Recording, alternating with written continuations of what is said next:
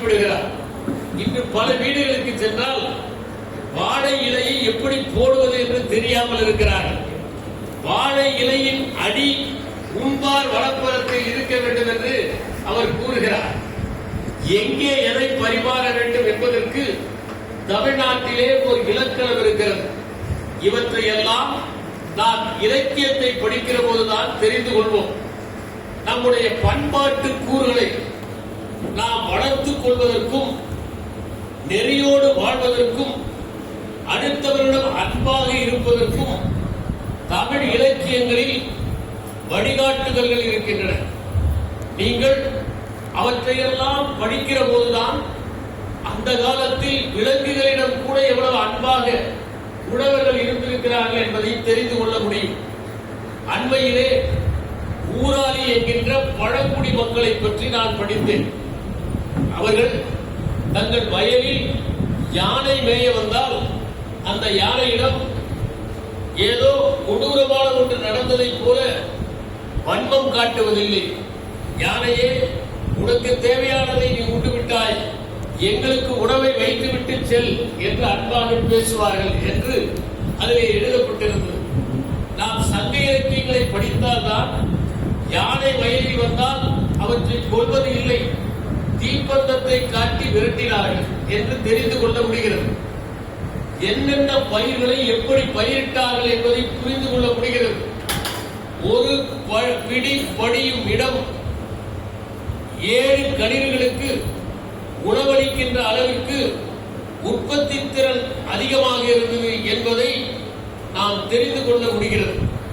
ஒரு பிடி படியும் சீரிடம் 7 கணிறு புறக்கும் 4 இடமோனே என்கின்ற வரிகளை சங்க இலக்கியத்திலே நாம் படிக்க முடிகிறது. போரிலே கலந்து கொள்கிறவன் வீரமாக இருக்க வேண்டும், புறமுதுகிட்டு ஓடக்கூடாது. ஒருவேளை முதுகிலே புண் ஏற்பட்டால் அவன் அதற்காக வருந்தி தன்னுடைய உயிரை மாய்த்துக் கொள்ள வேண்டும் என்கின்ற நெறியை சங்க காலத்திலே படிக்கிறோம். வீரத்தோடு போராடி ஒருவன் உயிரை விட்டால் அவனுக்கு நடுக்கல் நட்டு அந்த கல்லை வணங்கி அவன் இறந்ததற்காக வருந்தாமல் வீர மரணம் அடைந்ததற்காக கொண்டாடியவர்கள் தமிழர்கள் என்பதை நாம் இலக்கியங்களில் இருந்து தெரிந்து கொள்ள முடிகிறது.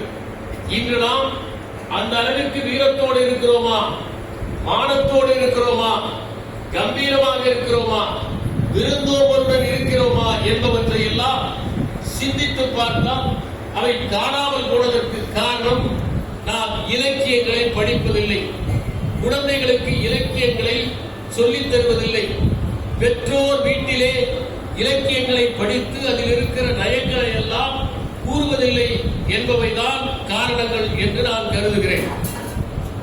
60-70 ஆண்டுகளுக்கு முன்னால் மூவா போன்றவர்கள் எல்லாம் திருக்குறளை பற்றி சங்க இலக்கியங்களை பற்றி நூல்களிலே எழுதிக் கொண்டிருப்பார்கள். பல இடங்களில் வாசக சாலைகள் இருக்கும், அங்கே திருக்குறள் வகுப்புகள் நடக்கும். இலக்கியங்களை பற்றி பெரியவர்கள் பேசுவார்கள், சிறுவர்கள் அமர்ந்து வாயை திறந்து கேட்பார்கள். ஊருக்கு ஊர் ஒரு தமிழ் மன்றம் இருக்கும். 50 100 பேராவது அதில் கலந்து கொண்டு அந்த இலக்கிய நயத்தை வருகுவார்கள். கலைவாணர் கூட ஒரு திரைப்படத்தில் எங்கள் ஊரில் ஒரு திமுக இருக்கிறது என்பார். திருக்குறள் முன்னேற்ற கழகத்தை தான் அவர் குறிப்பிடுவார். இப்படி ஒவ்வொரு ஊரிலுமே மக்கள் திருக்குறளை படித்தார்கள், புறநானூற்றை படித்தார்கள், அகநானூற்றை படித்தார்கள், குடும்ப விளக்கை படித்தார்கள், பாஞ்சாலி சபதத்தை படித்தார்கள். அப்படி படித்து படித்து தங்களுடைய அறிவை வளர்த்துக் கொள்வதோடு பண்புகளை வளர்த்துக் கொண்டார்கள். ஆனால் இன்று தமிழ் என்பது ஒரு பாடம் என்று நினைக்கின்ற காரணத்தால் அவர்கள் மேல்நிலை வகுப்பிலே தமிழை எடுத்தால் எங்கே குறைவாக மதிப்பெண்கள் கிடைத்து விடுவோம். இங்கே இந்த நிகழ்ச்சியை நமக்கெல்லாம் தொகுத்து வழங்கிக் கொண்டிருப்பவர் போன்றவர்கள் தமிழுக்கு குறைவாக மதிப்பெண் எடுக்கிறார்களோ என்னவோ தெரியவில்லை. மாணவர்கள் எல்லாம் தமிழில் எடுத்தால் குறைவாக மதிப்பெண்கள் கிடைக்கும் என்று பிரெஞ்சு எடுக்கிறார்கள், சமஸ்கிருதம் எடுக்கிறார்கள். ஆனால் இப்போது தமிழாசிரியர்கள் எல்லாம் நாம் பார்க்கிறோம். நம்முடைய தாய்மொழி என்பதனால் மட்டுமல்ல, மூத்த மொழி, இலக்கிய வளம் உடைய மொழி, தொடர்ந்து மக்களால் பேசப்படுகின்ற, எழுதப்படுகிற, கொண்டாடப்படுகிற மொழி என்கிற காரணத்தால் அதை கற்காமல் விட்டால் நம்முடைய வாழ்க்கையில் அரிய ஒன்றை இழந்து விட்டோம் என்பதை நாம் அறிந்து கொள்ள வேண்டும். இங்கே நம் மதிப்பிற்குரிய திரு செங்குட்டுவன் அவர்கள் வள்ளுவருடைய பெயரிலே ஒரு கல்லூரியை தொடங்கி அந்த கல்லூரியும் அறிவியல், மேலாண்மை ஆகிய 2 பொருண்மைகளில் பட்டங்களை வழங்கி வருவதும் நமக்கு மகிழ்ச்சி அளிக்கிறது. வள்ளுவர் அறிவியல் பார்வை கொண்டவர். அவர் உழவு என்ற ஒரு அதிகாரத்தை எழுதியிருக்கிறார். அதில் பார்த்தால் ஏறினும் நன்றான் எருவிடுதல் என்று குறிப்பிடுகிறார். ஃபியூகோகா என்கிற ஒரு அறிஞர், அவர் ஜப்பானிலே ஒற்றை வைக்கோல் புரட்சி என்கிற ஒரு நூலை எழுதியிருக்கிறார். அதிலே உழ வேண்டிய அவசியமே இல்லை என்று தெரிவிக்கிறார். ஜீரோ டில்லேஜ் என்று ஒரு நூலை அவர் எழுதியிருக்கிறார். ஆகவே உழுவது கூட தேவையில்லை, நன்றாக எருவிட்டால் போதும். எரு வேறு, உரம் வேறு. செயற்கையாக இடுவது உரம், தானாக இருப்பது எரு. அந்த எருவை இட்டால் போதும் என்று மிக நேர்த்தியாக அறிவியல் பார்வையோடு எழுதியிருக்கிறார். நான் இங்கே வந்திருக்கின்ற என்னுடைய இனிய நண்பர், நான் மிகவும் மதிக்கின்ற கரூரை சார்ந்த என்னுடைய தோழர் திரு சிதம்பரம் அவர்கள் செவிலியர்களுக்கெல்லாம் ஒரு பயிற்சி அளிக்கிற போது என்னை பேச சொன்னார். நான் அவர்கள் செவியில் விட வேண்டும் என்பதற்காகவே செவிலியர்களிடம் பேசினேன். அப்போது வள்ளுவர் மருந்து என்கின்ற அதிகாரத்தில் ஒரு அற்புதமான கருத்தை தெரிவித்திருக்கிறார். உற்றவன் தீர்ப்பான் மருந்து உழைச்செல்வான், அப்பார் நார்கூற்றே மருந்து என்று குறிப்பிடுகிறார். உற்றவர் என்றால் நோயாளி. நோயாளி ஒத்துழைக்காமல் எந்த நோயும் சரியாகாது. மருந்து கொடுத்தால் சரியான நேரத்தில் சாப்பிட வேண்டும், சரியான அளவு சாப்பிட வேண்டும். இப்போது கூட மருத்துவர்கள் மருந்து கொடுத்தால், அதுவும் குறிப்பாக ஆன்டிபயோட்டிக்ஸ் என்று சொல்லப்படுகின்ற நச்சுயிர் புள்ளிகளை கொடுத்தால் 2ஆம் நாள் காய்ச்சல் சரியானால், சளி குணமானால் சாப்பிடுவதை நிறுத்தி விடுகிறார். குறைந்தது 3 நாட்கள் சாப்பிட்டால்தான் அந்த நச்சுயிர் கொல்லி அவர்களுக்கு வேலை செய்யும். அடுத்த முறை காய்ச்சல் வந்தால் அந்த நச்சுயிர் கொல்லியை கொடுக்க முடியும். ஆனால் 2 நாளில் மட்டுமே சாப்பிட்டு நிறுத்திவிட்டால் உடம்பு அந்த நச்சுயிர் கொல்லியை ஏற்றுக்கொள்ளாது. எனவே மருத்துவர்கள் கொடுக்கிற போது 3 நாட்கள் சாப்பிடுங்கள் என்று சொல்லிதான் கொடுப்பார்கள். பத்தியம் இருக்க வேண்டும். உதாரணமாக மஞ்சள் காமாலை என்றால் எண்ணெயிலே பொரித்தவற்றை எல்லாம் சாப்பிடக்கூடாது. டைபாய்டு என்று சொன்னால் நீங்கள் பொரித்தவற்றை சாப்பிடக்கூடாது. ஆனால் எதை சாப்பிடக்கூடாது என்று சொல்லுகிறார்களோ அதன் மீதுதான் நமக்கு ஆசை வரும். அப்போதுதான் அது சுவையாக இருப்பதை போல தெரியும். நான் பல சர்க்கரை வியாதி வந்தவர்களை பார்த்திருக்கிறேன். வீட்டில் கட்டுப்பட்டியாக இருப்பார்கள். விருந்திலே என்னென்ன சாப்பிடக்கூடாதோ அத்தனையும் ஒரு கை வீட்டிலே இருக்கிறவர்கள் பார்க்காத போது பார்ப்பார்கள். காரணம், எது மறுக்கப்படுகிறதோ அதன் மீதுதான் மனிதர்களுக்கு விருப்பு உண்டாகிறது என்பதை நாம் தெரிந்து கொள்கிறோம். எனவே மருந்தை சாப்பிட வேண்டும், பத்தியம் காக்க வேண்டும்.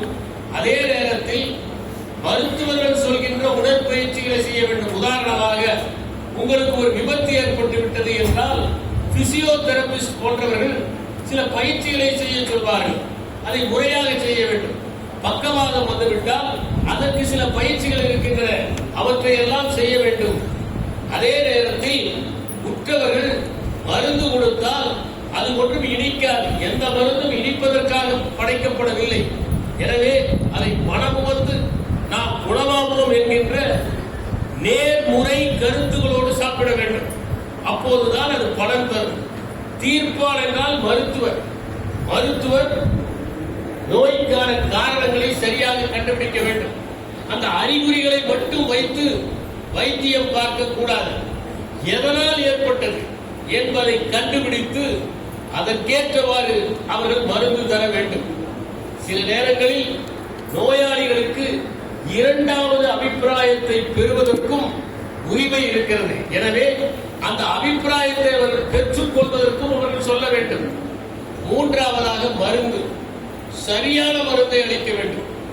மிக அதிக வீரியம் உள்ள மருந்தையும் தரக்கூடாது, குறைவான வீரியம் உள்ள மருந்தையும் கொடுக்கக்கூடாது. பார்த்து சரியான மருந்தை அளிக்க வேண்டும். உழைச்செல்வான் என்றால் அவர்கள் செவிலியர்கள். அந்த செவிலியர்கள் மருந்தை கொடுப்பதோடு மட்டுமில்லை, ஒருவேளை அவர்களுடைய உடல்நிலையில் மாற்றம் ஏற்பட்டால் மருத்துவர்களிடம் கொண்டு போய் சேர்க்க வேண்டும், அவர்களிடம் தகவல் தெரிவிக்க வேண்டும். சில நேரங்களில் சில நோயாளிகள் முரண்டு பிடிப்பார்கள். அவர்களுக்கு பக்குவமாக சொல்லி மருந்தை சாப்பிட சொல்ல வேண்டும். சிலர் தூங்கிக் கொண்டிருப்பவர்களை எழுப்பி குலுக்கி மருந்து கொடுப்பார்கள். என்ன மருந்து என்று கேட்டால் தூக்க மாத்திரை என்று சொல்வார்கள். அவர் ஏற்கனவே இருக்கிறார், அவரை எதற்காக உலுப்பி எழுப்ப வேண்டும் என்பதை சிந்தித்து பார்க்க வேண்டும். இப்படி வள்ளுவர் இந்த காலத்திற்கும் பொருந்துகின்ற மாதிரி அறிவியல் கருத்துக்களை கூறியிருக்கிறார். சரி, திருவள்ளுவருக்கும் மேலாண்மைக்கும் என்ன தொடர்பு என்று நீங்கள் கேட்கலாம்.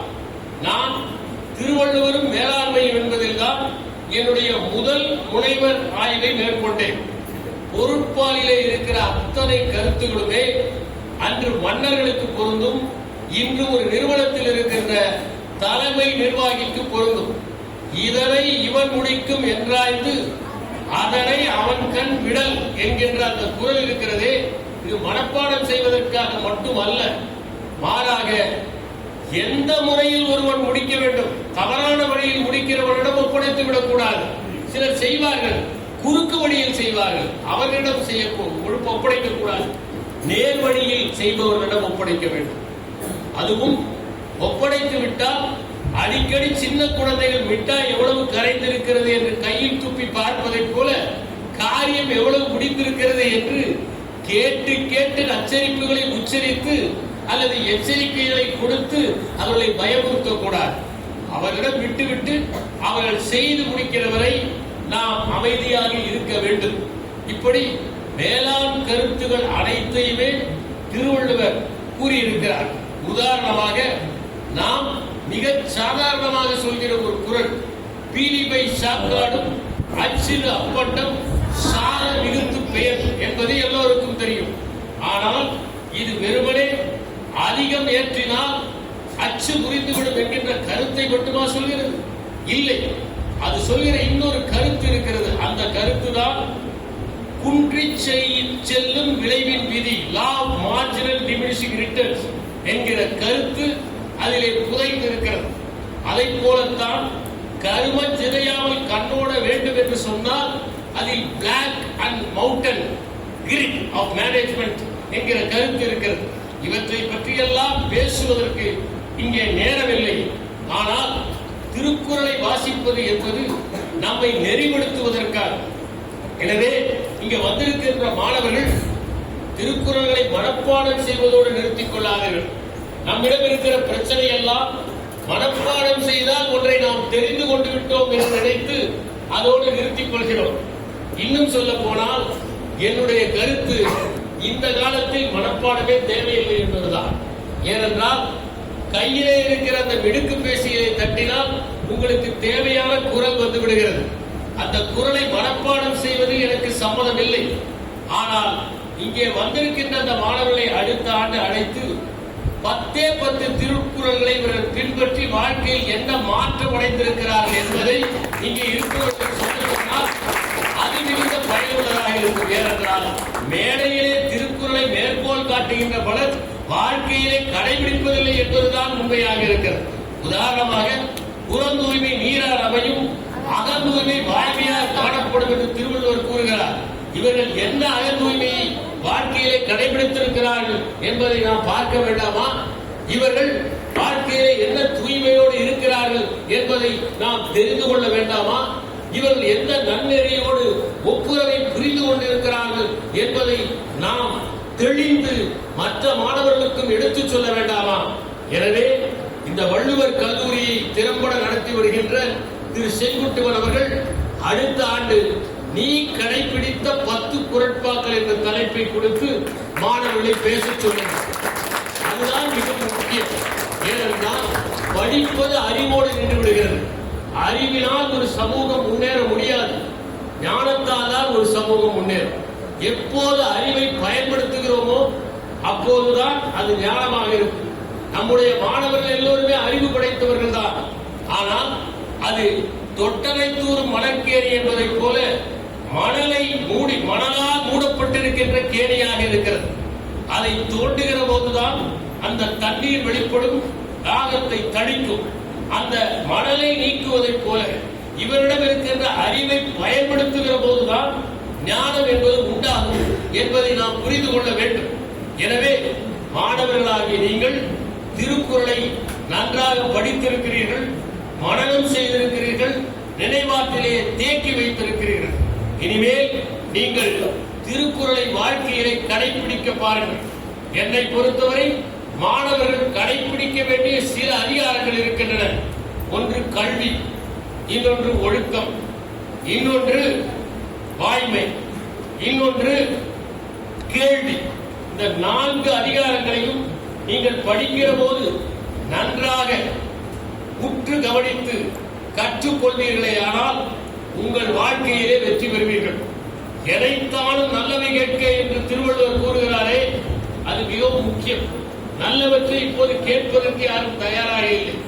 மனிதமானவற்றைத்தான் காணொலியிலே கேட்டு மகிழ்கிறார்கள். மகத்தான கருத்துக்களை கேட்பதற்கு இந்த மாணவர்களை நாம் பழக்க வேண்டியதாக இருக்கிறது. அதை போலவே கல்வி என்பது என்ன, கற்பதற்காக மட்டுமல்ல, வாழ்க்கையிலே அந்த நெறிபடி வாழ்ந்து நாம் கற்றவற்றை பயன்படுத்தி மானுடத்தையே மேம்படுத்துவதற்காக என்பதை அவர்கள் புரிந்து கொள்ள வேண்டும். வாய்மை என்பது என்ன? ரவீந்திரநாத் தாகூர் அவர்கள் குறிப்பிட்டார், ஒரு உண்மையை தவறான எண்ணத்தோடு சொன்னால் கூட அது பொய்தான் என்று குறிப்பிட்டார். எனவே வாய்மையை கடைபிடிப்பது எப்படி என்பதை நாம் அவர்களுக்கு சொல்லித்தர வேண்டும்.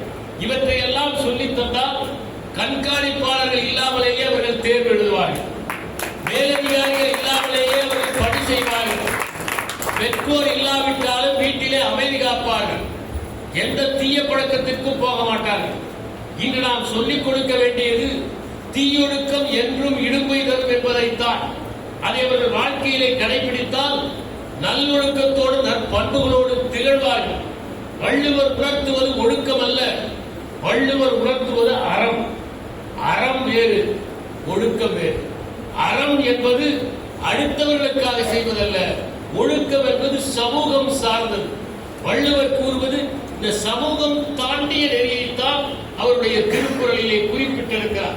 எனவே இப்படிப்பட்ட ஒரு நிகழ்ச்சியை இங்கே ஏற்பாடு செய்து அமைதியான மாணவர்களை இங்கே அரங்கத்திலே அமர வைத்து அவர்களை எல்லாம் திருக்குறளை ஓதச் செய்து அதை கேட்டு மகிழ்ந்து பரிசுகள் வழங்குகிற இந்த விழாவை நடத்தி கொண்டிருக்கின்ற இந்த கல்லூரி நிர்வாகத்தை மனமாற பாராட்டுவதுடன்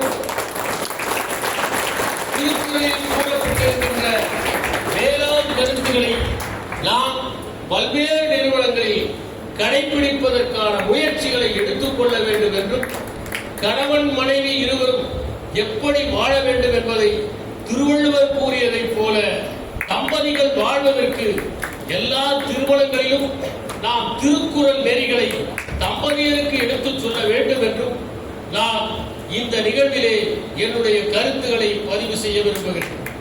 மாணவர்களுக்கு தனியாக நன்னெறி வகுப்புகள் தேவையில்லை. அவர்கள் திருக்குறளை படித்தால், சங்க இலக்கியங்களை படித்தால், குடும்ப விளக்கை படித்தால், பாரதியாருடைய பாடல்களை படித்தால், நல்வழியை படித்தால், மூதுரையை படித்தால் போதும், அவர்கள் வாழ்க்கையிலே வெற்றி பெற்று விடுவார்கள். எனவே உங்கள் அனைவரையும் வாழ்த்தி உங்களிடமிருந்து